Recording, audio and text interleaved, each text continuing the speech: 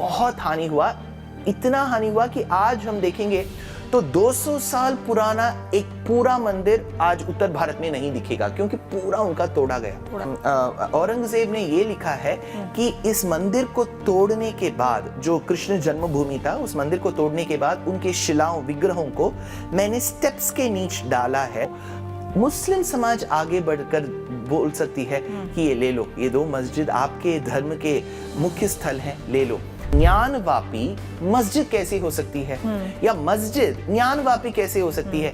History से हमें पूरा प्रूफ मिलता है कि औरंगजेब को इतना प्राइड मिला उस मंदिर को तोड़ने में। आम आदमी तो छोड़िए, अगर देश के प्रधानमंत्री भी मंदिर चले जाते हैं, रामेश्वरम जाते हैं, भगवान राम की पूजा करते हैं, काशी विश्वनाथ जाते हैं, जलाभिषेक करते हैं, भगवान शंकर को सावन का महीना आ गया, लोगों को शुभकामनाएं देते हैं, वो तो उस पर भी सवाल खड़े करते हैं कि वो दिखाने की कोशिश कर रहे हैं और वोट बैंक की राजनीति कर रहे हैं, वो तो उस पर भी बोल देते हैं। ये जो पॉलिटिकल पार्टीज हैं वो शायद भारत के इस प्रांत में हो, उत्तर भारत में हो या दक्षिण प्रांत में हो, इनके जन्म के बहुत बहुत युगों के पहले भगवान राम और साक्षात सनातन धर्म था। उत्तर भारत की बात करूंगी और आप जहाँ से आते हैं दक्षिण, मैं वहाँ की बात करूंगी।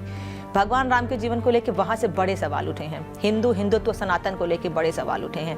कोई कहते हैं भगवान राम का कोई अस्तित्व नहीं था, एक फलाना पार्टी ने भगवान राम को लेकर वोट बैंक की राजनीति की है। के युवा जो मॉडर्न स्कूल्स जाते हैं, वो शायद सीबीएसई हो, आईसीएसई हो, आईजीसीएसई हो, आईबी हो, स्टेट बोर्ड हो, वो सभी प्रूफ मांगते हैं। तो प्रूफ के जरिए हमने ये प्रस्तुत किया, तुम्हें प्रूफ ही चाहिए ना, देखो अभी इसमें प्रूफ है।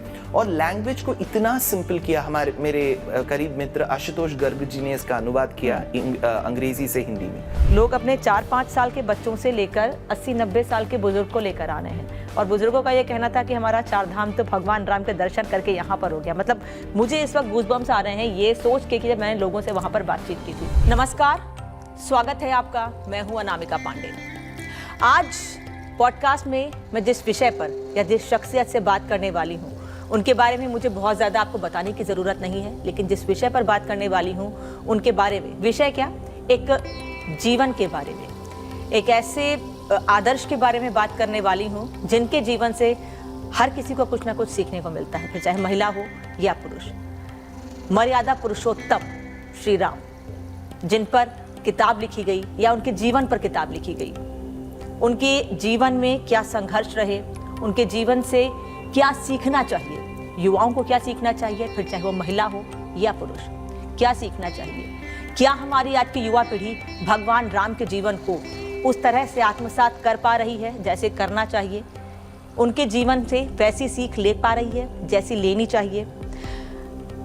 रामायण जो एक नई किताब आने वाली है, किताब क्या, भगवान राम का जीवन कहूँगी, भगवान राम के जीवन को दर्शाती हुई एक ऐसी पुस्तक जिसको पढ़कर आप और हम बहुत कुछ सीख सकते हैं और अब तक सीखते आए हैं।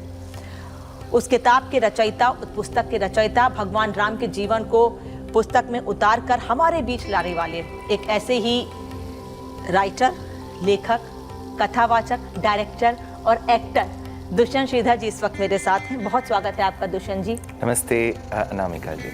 मैंने आपका परिचय दिया, कहीं कोई चूक, कहीं कोई कमी रह गई हो तो मुझे बताइएगा। साथ ही साथ मुझे ये बताइएगा कि भगवान राम के जीवन को एक पुस्तक में उतारने का क्या कारण रहा आपका, क्योंकि हमने भगवान राम के जीवन को रामचरितमानस में, तुलसीदास जी की और वाल्मीकि जी की रामायण में भी बहुत पढ़ा है। फिर आपकी जो इंग्लिश से हिंदी अनुवाद है, अंग्रेजी से हिंदी का अनुवाद है, वो क्या डिफरेंट है, क्या दिखाएगा, क्या सिखाएगा वो? प्रथम मैं आपके माध्यम से रिपब्लिक भारत के सभी दर्शकों को मेरा सादर प्रणाम देना चाहता हूं, और मैं बहुत कृतज्ञता उत्पन्न हुआ है कि मैं आपने ज़रूरत समझा कि ऐसा एक पॉडकास्ट हो जिसमें भगवान राम के बारे में हम बात कर सकते हैं। धर्मो विग्रहवान बताया जाता है, वे धर्म के पर्सोनिफिकेशन है प्रभु श्री राम। और रामायण हमारे भारतीय संस्कृति का पहला आदि काव्य माना जाता है। कूजंतम राम रामेति मधुरम मधुराक्षरम आरुह्य कविता शाखाम वंदे वाल्मीकि कोकिलम, यही है मंगलमय श्लोक है, मंगलाचरण है, जिसमें हम रामायण को प्रणाम करते हैं। उसी के साथ साथ वाल्मीकि महर्षि को भी प्रणाम करते हैं। वाल्मीकि महर्षि द्वारा रची गई ये रामायण शरणागति वेदम के नाम से भी माना जाता है। अनामिका जी, आपने पूछा कि उत्तर भारत में जिसका बहुत उल्लेख होता है और जिसकी पुस्तक को हम पूजा करते हैं, वो है रामचरितमानस। हर घर में मिलती है, हर घर। तुलसीदास, गोस्वामी तुलसीदास जी के द्वारा रची गई ये अवधी जो भाषा है, उसी में रामचरितमानस है। और इसके और वाल्मीकि रामायण के अंतर्गत में क्या डिफरेंसेस है और जो आपने लिखी है उसमें क्या अंतर है? पहली बात यह है कि रामायणम जब हम बोलते हैं तो वो वाल्मीकि रामायणम ही है, क्योंकि वो राम के काल में लिखा गया था वो जो रामायण, और उन्हीं के सुपुत्रों ने, लव और कुश ने राम के सामने प्रस्तुत किया और उसका अंगीकार स्वयं प्रभु श्री राम जी ने किया।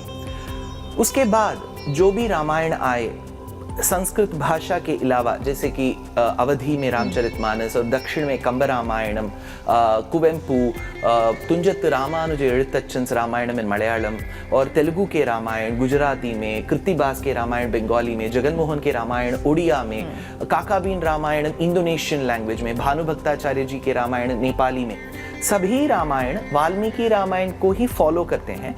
लेकिन उस टाइम के जो सोसाइटी है, समाज है, उसी के द्वारा उसका थोड़ा थोड़ा डिफरेंसेस होता है। मेरा जो ये पुस्तक है वो पहले अंग्रेजी भाषा में आया था, जिसमें मैंने वाल्मीकि रामायण के जो टीकाएं हैं, भाष्य हैं, कमेंटरीज, वाल्मीकि रामायण के 6 प्रसिद्ध व्याख्यान हैं, तत्वदीपिका, भूषणम, कथक, तिलक, धर्मकूतम, शिरोमणि, ऐसे संस्कृत में बहुत टीकाएं हैं।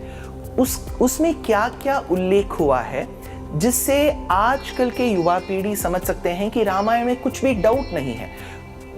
जब हम राम का नाम लेते हैं तुरंत बहुत प्रश्न उठते हैं, उन्होंने सीता के साथ ऐसा क्यों किया, उन्होंने गर्भवती को ऐसा क्यों छोड़ा, उन्होंने अग्नि परीक्षा क्यों की, वाली को उन्होंने क्यों मारा, सुग्रीव और वाली 2 भाई थे, उनके बीच में कुछ फैमिली फ्यूड था, ये क्यों बीच में घुस गए, सब बहुत सवाल उठते हैं। सभी का जवाब टीकाओं में मिलता है। अच्छा। और हमारे पूर्वाचार्य वर्यों के लेखक में मिलता है। तो उसका लेसन्स लेके मैंने इंग्लिश में लिखा, एक स्टोरी की फॉर्म। मतलब आप ये कह रहे हैं जो लोगों के मन में सवाल है भगवान राम के जीवन को लेकर, हाँ जी, वो सभी सवालों के जवाब इस रामायणम में मिलेंगे, आपकी रामायणम में मिलेंगे। ये पहला जो भाग है इसमें मिलेगा। अच्छा, क्योंकि बालकांड, अयोध्या कांड और उत्तरकांड के एक जो अंश है उसको 2.5 कांडम्स इस प्रथम भाग में आया है। दूसरा भाग में लिख रहा हूँ, भगवान राम की अनुग्रह से वो 2026 तक पूर्ति हो जाएगा। बाकी क्वेश्चंस, बाकी जो प्रश्न है उसका जवाब उसमें मिल जाएगा। आपने डिफरेंसेस की बात की, भगवान राम को लेके, भगवान राम के जीवन को लेके लोगों में भी बड़े डिफरेंट ओपिनियन हैं, डिफरेंसेस हैं काफ़ी। अगर मैं पॉलिटिकल बात करूँ थोड़ी सी, मैं उत्तर भारत की बात करूंगी और आप जहाँ से आते हैं दक्षिण, मैं वहाँ की बात करूंगी। भगवान राम के जीवन को लेकर वहाँ से बड़े सवाल उठे हैं, हिंदुत्व सनातन को लेकर बड़े सवाल उठे हैं। कोई कहते हैं भगवान राम का कोई अस्तित्व नहीं था, एक फलाना पार्टी ने भगवान राम को लेकर वोट बैंक की राजनीति की है। कोई कहता है कि हिंदू नाम का कोई शब्द ही, हिंदू कोई शब्द ही नहीं है, हिंदू तो हिंदी में एक गाली है। कोई कहता है कि हिंदू सनातन डेंगू, मलेरिया, चिकनगुनिया, पता नहीं क्या क्या है। तो ये जो डिफरेंस ऑफ ओपिनियन है, उन लोगों को आप क्या जवाब देंगे जो भगवान राम के अस्तित्व पर हिंदुत्व और सबसे ज्यादा टारगेट सनातन को करते हैं? ये जो पॉलिटिकल पार्टीज हैं वो शायद भारत के इस प्रांत में हो, उत्तर भारत में हो या दक्षिण प्रांत में हो, इनके जन्म के बहुत युगों के पहले भगवान राम और साक्षात सनातन धर्म था। सनातन धर्मम कृष्णम धर्मम सनातनम ये च वेदविदो विप्राः ये च अध्यात्म चेतसाः ते वदन्ति महात्मानं कृष्णम धर्मम सनातनम। ये महाभारत का एक प्रसिद्ध श्लोक है। स्मृति में कहा गया है, सत्यम ब्रूयात प्रियम ब्रूयात न ब्रूयात सत्यम अप्रियम प्रियम च न अनृतम ब्रूयात येषः धर्मः सनातनः। बहुत ज्यादा रेफरेंसेस मैं दे सकता हूँ। सनातन धर्म का शब्द जो है, उल्लेखन जहां जहां हुआ है, इतना इटर्नल है ये रिलीजन। ये उत्तर भारत के पार्टी हो, ये दक्षिण भारत के पार्टी हो, कुछ नहीं कर सकते सनातन धर्म के बारे में, क्योंकि ये इटर्नल रिलीजन है। फिर भी ऐसे कुछ लोग हैं कुछ पार्टीज में जिन्होंने कुछ नहीं पढ़ा है, लेकिन वे इतना बात करते हैं जैसे वे बहुत पढ़ चुके हैं। यदि वे सचमुच पढ़े हैं तो ऐसा चिकनगुनिया, मलेरिया, एड्स कुछ नहीं बोलेंगे, क्योंकि ये एक धर्म है।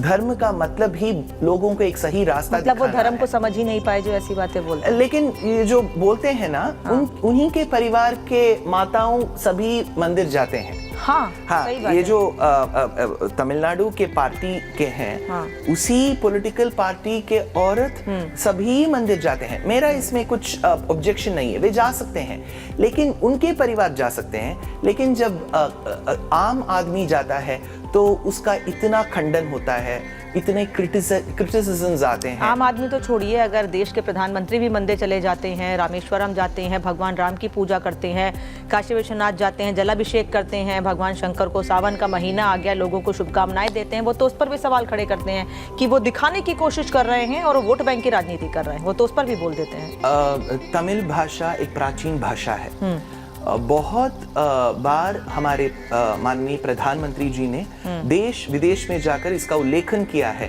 कि तमिल भाषा में सीख नहीं पाया हूँ, इतना अच्छा भाषा है। प्राचीन जो संस्कृत भाषा के जो काव्य हैं, संगम लिटरेचर जो बोलते हैं, वो 2500 ईयर्स तक हो सकता है। उसमें एक राजा के बारे में एक उल्लेख किया गया है जो तमिलनाडु के राजा थे। उनके सभा मंडप में एक कवि थे, वो दारिद्र्य में थे, तो उनके कविताओं को सुनकर उन्होंने भेंट की, बहुत गहनों की, ऑर्नामेंट्स की। वो जो कवि है वो सभी घर लेके जाता है और अपने परिवारजनों के अंतर्गत बांट देता है। तो वे उन लोगों को पता नहीं है कि कौन सा ज्वेलरी कहाँ डालना है, ये चोकर है, ये लॉन्ग चेन है, ये ब्रेसलेट है, ये कड़ा है, कुछ नहीं पता है। तो वो लोग जो हाथ में पहना है वो सिर के ऊपर लगा देते हैं, सिर वाला कंठ में लगा देते हैं। राजाओं को रामायण के बारे में पूरा जानकारी था, पूरा ज्ञान था। लेकिन आज हमारे यहाँ कुछ राजा जो हैं जिनको रामायण की भी जानकारी नहीं है, धर्म की भी नहीं है। मतलब जितना मैं समझ पा रही हूँ, मैं गलत हूँ तो ठीक कर दीजिएगा, जैसे वानरों को नहीं पता था कि भगवान माता सीता के गहनों को कैसे, कहाँ उनको पहनना है, कहाँ उनका इस्तेमाल करना है, वैसे ही हमारे आज के कुछ राज्यों के ऐसे राजा हैं जिनको ये नहीं पता है कि सनातन धर्म का सम्मान कैसे करना है, धर्म के प्रति लोगों को और जागरूक कैसे करना है और कैसे जोड़ना है।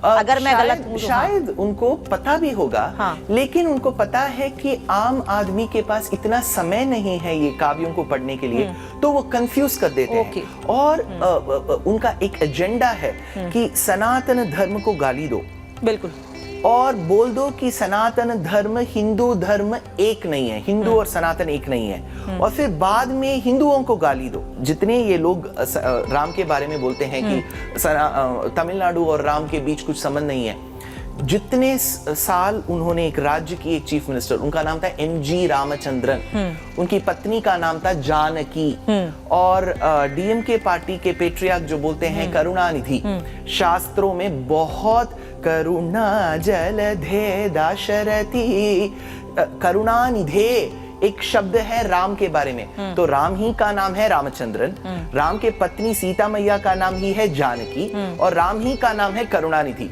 इनके जो चीफ मिनिस्टर्स पीरियड है शायद 40 इयर्स, सभी लोगों का नाम रामायण से ही जुड़ा है। और तमिलनाडु में आप आ जाइए, मैं स्वागत करता हूँ। इतने मंदिर हैं, प्राचीन मंदिर हैं राम भगवान प्रभु श्री राम जी के लिए कि आप हैरान हो जाएंगे, इतने मंदिर हैं क्या, बड़े बड़े मंदिर।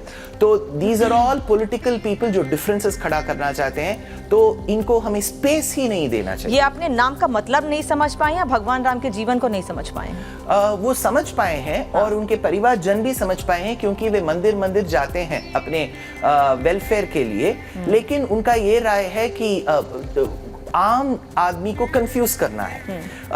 ज्यादातर लोग कंफ्यूज नहीं होते हैं, कुछ लोग जो पढ़े लिखे नहीं होते हैं उनको कंफ्यूज करना है कि तुम डिफरेंट हो, सनातन डिफरेंट है, हिंदुइज्म डिफरेंट है, तुम दक्षिणी संप्रदाय से हो, वो उत्तर संप्रदाय से हैं, वो पानी पूरी बेचने वाले हैं। तो उनके बोलने में और जो करते हैं इतने, इसमें इतना डिफरेंसेस है। मनसा वाचा कर्मणा बोलते हैं शास्त्रों में, जो मन में है बात करनी चाहिए, जो बात में करते हैं वो कर्म में करनी चाहिए। तीनों करणत्रय सारूप्यम नहीं है इनके पास। तो अतः समय समय में ऐसे रामायण पुस्तक लिखना चाहिए। अभी मैं लिखा हूं, शायद 20 साल बाद, 30 साल बाद किसी और को लिखना चाहिए, क्योंकि रामचरित्र एक ही होगा, लेकिन हर एक टाइम लिखने वाले का एक अपना शैली होती है ना, एक स्टाइल, तो उसी के अंतर्गत लोग भी पढ़ेंगे और इससे बहुत लाइफ लेसन्स मिलेगा। अच्छा, आपको लगता है कि वो लोग जो लोगों को बांटने की कोशिश करते हैं, जाति में, धर्म में, उत्तर भारत, दक्षिण भारत, इसमें बांटने की कोशिश करते हैं, युवा पीढ़ी को एक तरीके से भटकाने की, ऑफ ट्रैक करने की कोशिश करते हैं। हमारे कुछ युवा ऐसे हैं सनातन को अच्छे से समझते हैं, अच्छे से जानते हैं। सबसे बड़ा एग्जाम्पल तो आप है हमारे सामने इस वक्त, जिन्होंने बिट्स पिलानी से पढ़ाई की और उसके बाद आप भगवान की सेवा में लग गए हैं बिल्कुल। तो क्या जो बांटने की कोशिश करते हैं या फिर आप हैं, आपकी ये पुस्तक रामायणम किस तरह से युवाओं को जोड़ पाएगी? वो कैसे भगवान राम के जीवन को अपने जीवन में आत्मसात कर पाएगी? भगवान राम, मर्यादा पुरुषोत्तम श्री राम के जीवन के आदर्श से कितना सीख पाएगी? आपकी पुस्तक से कितना सीख पाएगी? कैसे इसे पढ़ेगी? वो एक हमारी इतिहास है, हिस्ट्री है। बहुत सालों से वेस्टर्नर्स ने ये बता दिया कि रामायण एक स्टोरी है। वो स्टोरी नहीं है, एक प्रभु श्री राम का चरित्र है जो हमारी इतिहास है, इसलिए हम बोलते हैं वो हिस्ट्री है। पहले युवा पीढ़ी को समझना चाहिए कि हमारी हिस्ट्री है। हमारी हिस्ट्री सिर्फ बाबर, हुमायूं, औरंगजेब से नहीं है, तो लूटा है नहीं देश को। हाँ? इन्होंने तो बर्बाद किया है देश को हमारे। लेकिन हम उन्हीं के बारे में पढ़ते हैं। रामचरित्र को सभी लोग माइथोलॉजी बोलते हैं, वो माइथोलॉजी नहीं है, वो चरित्र है, वो हिस्ट्री है। पहली बात ये है। सेकंड, रामायण बहुत रिलेटेबल है अनामिका जी। आज भी हम देखेंगे कि हमारे परिवारजन उतना कोऑपरेटिव नहीं हो पाएंगे। लाइफ में हम कपल ऑफ पीपल को मिलेंगे जो हमारे बहुत करीब फ्रेंड्स होंगे। वैसे ही हनुमान जी के राम जी से कोई परिवार रिश्ता नहीं था, लेकिन उन्होंने, मैं ज्यादातर अपने प्रवचन में बोलता हूँ कि यदि आप रामायण को एक मूवी समझेंगे तो हनुमान जी इंटरवल के बाद ही आते हैं, लेकिन इंटरवल के बाद आने के बावजूद भी वो राम के इतने करीब होते हैं, मदद करते हैं और मैत्री भाव का एक प्रतीक है। तो लाइफ में रिलेटेबल है रामायण। जैसे कि सीता लव कुश को पैदा करते समय एक सिंगल मदर होती है, हाँ। वैसे ही आजकल बहुत महिलाएं सिंगल मदर होकर अपने बच्चों को ऐसा पालती हैं, रेस करती हैं कि हम बहुत प्राउड फील करते हैं। वो एक प्रतीक होता है। Husbands are very protective of their wives. उनके पत्नी की रक्षा करने के लिए उन्होंने वानरों के साथ संगात की, MOU साइन किया और फिर यहाँ से लंका के बीच अंतर्गत जो समुद्र है उसमें उन्होंने सेतु, पता सीमंतित समुद्र बोलते हैं वेदांत देशिक जो आचार्य 13th सेंचुरी के थे, उन्होंने सेतु की बिल्ड की। आजकल हम बोलते हैं ताजमहल एक प्रतीक है। राम सेतु जो है, राम के सीता के प्रति जो लव था वो एक उसका प्रतीक है। लोगों ने तो उस पर भी सवाल खड़े कर दिए कि असली राम सेतु है ही नहीं। तो तमिलनाडु के कुछ राजा थे जो सेतु के रक्षक थे, उनका नाम था सेतुपति। तो वो सेतुपति को मानते हैं, सेतु को नहीं मानते हैं। क्या सेतु होगा ही तो सेतुपति राजा होगा ना, हाँ। तो एक प्रतीक है। तो रामायण, सेकंड पॉइंट मेरा ये है कि युवा पीढ़ी को समझना चाहिए कि रामायण आज भी रिलेटेबल है। वो किसी सम आर्बिट पर्सन का लाइफ हिस्ट्री नहीं, हमारे रामचंद्र का लाइफ हिस्ट्री है जो आज भी रिलेटेबल है। थर्ड, इस पुस्तक में मैंने ये भी की अनामिका जी कि जहां जहां देश विदेश में लास्ट 2500 इयर्स में जिस मंदिर में रामायण के संबंधित स्कल्पचर्स हैं, उसको पुस्तक दिखाइएगा भी एक बार। या so this is the book. तो उसमें हम अब देखेंगे तो बहुत पिक्चर्स जो फॉरेन म्यूजियम्स, थोड़ा ऐसे दिखाइएगा तो हमारे कैमरामैन अच्छे से दिखा सकेंगे। तो इंडियन म्यूजियम्स में जो है और विदेश में जो मंदिर में है, रामायण से संबंधित स्कल्पचर्स को हमने इसमें रीड्रॉ किया। थोड़ा सा ऊपर लाइएगा जिससे कि हम जैसे यहाँ पढ़ तो नहीं सकते, लेकिन जो चित्र आपने चित्रों के जरिए बताने की कोशिश की है वो शायद हमारे कैमरामैन कुछ दिखा सके उस पर। जो कंबोडिया, इंडोनेशिया, भारत, उत्तर भारत, दक्षिण भारत के जो मंदिर है उसमें जहां जहां रामायण से संबंधित स्कल्पचर्स है उसको हमने पेंट किया ताकि उनको समझ में आए कि रामायण एक कथा ही नहीं है, वो हमारी हिस्ट्री है। और लास्ट पॉइंट, इंस्क्रिप्शंस, जो copper plate inscriptions, stone inscriptions, जहां जहां 2000 इयर्स में राजाओं ने उल्लेख किया है कि रामायण से संबंधित, उसको भी हमने रिसर्च करके डाला है।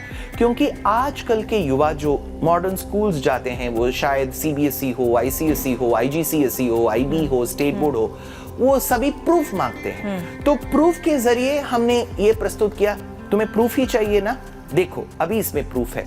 और लैंग्वेज को इतना सिंपल किया, मेरे करीब मित्र आशुतोष गर्ग जी ने इसका अनुवाद किया अंग्रेजी से हिंदी में। तो रामायण आज बहुत रिलेटेबल है, यही पॉइंट है अनामिका जी। तो आप तो भगवान राम के इतने बड़े भक्त हैं और आपने एक पुस्तक में उनके जीवन को पूरी तरह से उकेरा है। क्या भाव थे आपके, और क्या लगता है कि प्राण प्रतिष्ठा के बाद भगवान राम के मंदिर में जाकर आज का युवा उनके जीवन से और क्या सीख सकता है? इस पुस्तक से क्या सीखेगा वो तो आपने बता दिया, लेकिन वहां जाकर कैसे उनके जीवन को समझ सकता है अयोध्या जाकर? अयोध्ये अपराजितेति विदिता नाकंपरेण स्थिता, बोलते हैं आचार्यवर। जो भी नाम वैकुंठ लोक को दिया हुआ है वो सभी नाम अयोध्या को भी देते हैं। अयोध्या वैकुंठ का भी नाम है और इस नगरी का नाम भी नाम है। साकेतपुरी वैकुंठ का भी नाम है और इसी का भी नाम है। नाकम, नाकलोक, नाक परम पद, वो सब वैकुंठ का नाम है, क्योंकि अयोध्या वैकुंठ है। वो सभी का एक फल जो मिलता है वो 2024 22 जनवरी को मिला। तो मुझे क्या है कि वो इतना बड़ा आज मंदिर है, वो सब ठीक है, एक बूंद पानी नहीं गिरेगा ना उनके माथे पर। तो it's a very emotional moment. तो तब मुझे लगा अब थोड़ा शांत मिला है मुझे। हमने अयोध्या की बात की, मुझे समय कम है, बस मैं 1-2 सवाल आपसे आखिरी और लूंगी। अयोध्या की बात की, काशी विश्वनाथ और मथुरा को लेकर बड़ी चर्चा हो रही है इस समय। ज्ञानवापी वहाँ मस्जिद है और अभी मामला कोर्ट में है, सर्वे हुए, सब कुछ हुआ। मथुरा को लेकर भी बहुत सारी बातें कही गई। दुष्यंत श्रीधर का इस पर क्या ओपिनियन है, वो क्या कहेंगे इस पर? लड़ाई सही है, नहीं या नहीं होनी चाहिए? इतिहास को हम देखेंगे तो लास्ट 1000 इयर्स, जो 1000 साल है, उसमें उत्तर और दक्षिण भारत दोनों के मंदिरों में बहुत हमला हुआ। लेकिन मैं प्रूफ के साथ कह सकता हूँ कि जितना डैमेज उन्होंने उत्तर भारत में की, उतना डैमेज दक्षिण भारत में नहीं हुआ, क्योंकि वो ज्योग्राफी के हिसाब से तीनों तरह समुद्र था, तो उनको आने में बहुत डिस्टेंस हुआ होगा। तो Uttar Pradesh, Bihar, Jharkhand, Madhya Pradesh, some parts of Gujarat, Rajasthan, Punjab, इसमें बहुत हानि हुआ। इतना हानि हुआ कि आज हम देखेंगे तो 200 साल पुराना एक पूरा मंदिर आज उत्तर भारत में नहीं दिखेगा, क्योंकि पूरा उनका तोड़ा गया। और उसमें 3 क्षेत्र हमारे इतने मुख्य हैं। 1, राम जन्मभूमि, जिधर रामायण के नेता स्वामी प्रभु श्री रामचंद्र का जन्म हुआ। दूसरा है मथुरा, येष नारायण श्रीमान क्षीरार्णवनिकेतनः नागपर्यंकमुत्सृज्य ह्यागतो मथुराम पुरीं, प्राचीन श्लोक है। मथुरा में कृष्ण जी का जन्म हुआ। और काशी क्षेत्र, जो बिंदु माधव और विश्वनाथ जी महादेव दोनों के का एक बहुत मुख्य स्थल है। इसमें आपने पूछा ज्ञानवापी मस्जिद में, इंग्लिश में हम कहते हैं, शायद हिंदी में आपको मैं तो ज्ञानवापी मंदिर कहती हूँ, मस्जिद कहती नहीं। और तो, मैं बहुत गर्व से कहती हूँ कि ज्ञानवापी मंदिर है। लेकिन वो क्या है कि अब गूगल करेंगे तो आजकल ज्ञानवापी मस्जिद बोलते हैं, लेकिन इंग्लिश में एक वर्ड बोलते हैं ऑक्सीमोरॉन। ऑक्सीमोरॉन का अर्थ है कि एक ही सेंटेंस में विरुद्ध होता है। ज्ञानवापी मस्जिद कैसी हो सकती है, या मस्जिद ज्ञानवापी कैसे हो सकती है? हिस्ट्री से हमें पूरा प्रूफ मिलता है कि औरंगजेब को इतना प्राइड मिला उस मंदिर को तोड़ने में, और वो कामयाब नहीं हुआ। उसी मंदिर को उसने मस्जिद कन्वर्ट कर दिया, और आज भी नंदी ऋषभ जी बैठे हैं जब शिव जी उधर आएंगे।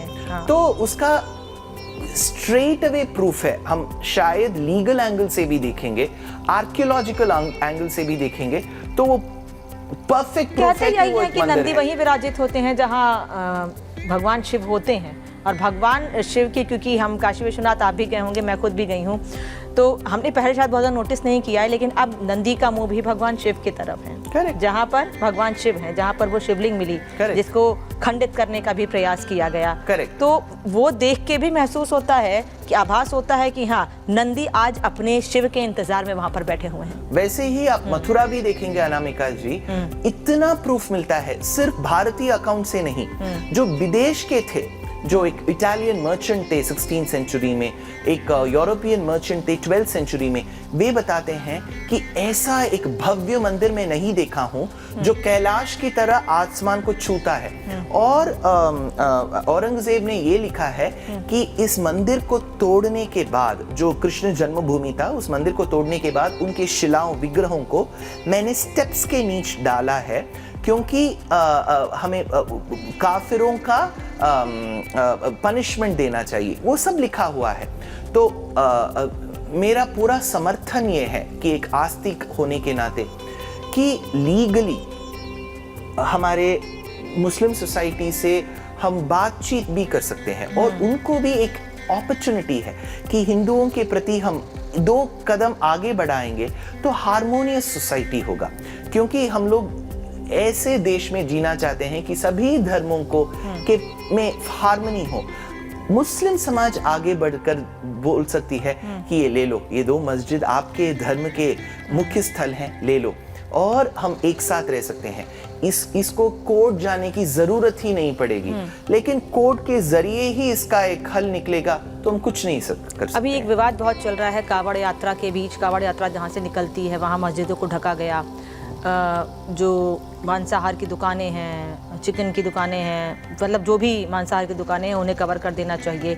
नाम लोगों को अपने दुकान पे लिखने चाहिए, जिससे कि पता चले कि क्या कुछ, और आप तक ये जानकारी पहुंची होगी, मुझे पता है। कुछ लोग उसका विरोध कर रहे हैं कि नाम और जाति धर्म पूछकर आप उस पर सवाल खड़े कर रहे हैं। कुछ लोग तो कह रहे हैं कि जैसे पहलगाम में लोगों पर हमले किए गए धर्म पूछकर, वैसे आप वहाँ पर लोगों पर हमले कर रहे हैं। मतलब सीरियसली आप पहलगाम के हमले से इसको जोड़ सकते हैं, और एक बड़ी पॉलिटिकल पार्टी के नेता होकर ऐसे बयान दे रहे हैं। क्या ऐसे बयान सही हैं?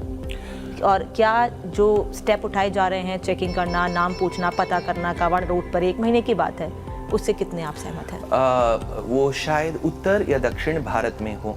हमारे इतने फ्रेंड्स जो हैं मुस्लिम कम्युनिटी से, उनका बहुत शॉप्स है, और हम नहीं देखते हैं कि तुम्हारा नाम मोहम्मद है या राघव है तभी मैं लूंगा। लेकिन ये कावड़ यात्रा में बहुत लोग व्रत रखते हैं कि मैं लहसुन नहीं खाऊंगा, प्याज नहीं खाऊंगा, अंडा नहीं खाऊंगा।